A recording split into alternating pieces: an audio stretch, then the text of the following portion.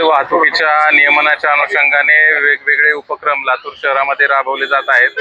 त्याचाच एक भाग म्हणून ही लातूर शहरामध्ये ट्रॅफिक अम्ब्रेला चौकी याचं आज माननीय लातूर जिल्ह्याचे पालकमंत्री महोदय यांच्या आणि माननीय जिल्हाधिकारी आणि पोलीस अधीक्षक सर यांच्या उपस्थितीमध्ये आज या ठिकाणी उद्घाटन झालेलं आहे। या चौकीचा उद्देश हा ऊन वारा पाऊस कोणत्याही वेळी ट्रॅफिकचं नियमन करण्याकरता वाहतूक अंमलदार हे कायमस्वरूपी या ठिकाणी थांबावेत आणि त्यांना सोय व्हावी या उद्देशानं अशा शहरामध्ये 10 ठिकाणी आपण या अम्ब्रेला लावलेल्या आहेत। याच्याद्वारे पोलीस अंमलदार ट्रॅफिकचे नियमनाकरता कायमस्वरूपी या ठिकाणी थांबतील। पाऊस असेल वारा असेल ऊन असेल त्यांना थांबण्याकरता एक सोय या ठिकाणी करण्यात आलेली आहे, जेणेकरून कायमस्वरूपी त्या ठिकाणी अंमलदार थांबून वाहतुकीचं नियमन वेळेत आणि व्यवस्थितपणे करत राहतील। प्रशासनाकडून लातूरच्या ट्रॅफिक कंट्रोलसाठी वेगवेगळे उपाययोजना राबवल्या जात आहेत।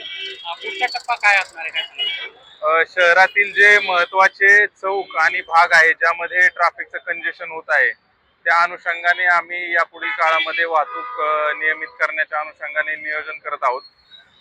पहिल्या टप्प्यामध्ये आपण शहरातील जो रिंग रोड आहे तो तसेच जे महत्त्वाचे चौक आहेत त्यामधील ट्रॅफिकचं व्यवस्थापन करण्यात आलेलं आहे आणि दुसऱ्या टप्प्यामध्ये जे शहरातील अंतर्गत रोड आहेत जसे सुभाष चौक असेल, गंजगोलाई असेल, आपला बार्शी रोड असेल, दयानंद कॉलेजचा परिसर असेल, अशा भागांमधील जी ट्रॅफिकची समस्या आहे ती दूर करण्याच्या अनुषंगाने नियोजन करण्यात येत आहे। शहरामध्ये अनेक ठिकाणी सिग्नल आहेत,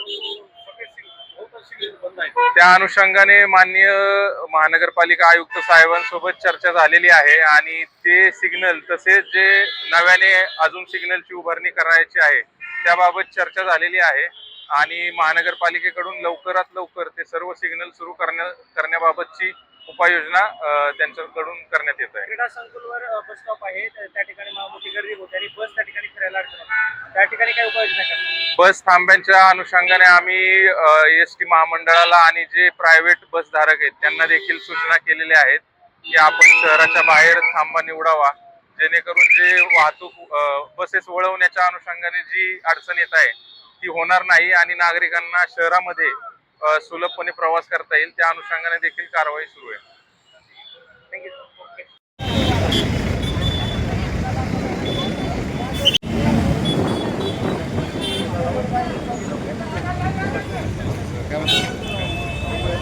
नाही येईल होते तिकडे होते तिकडे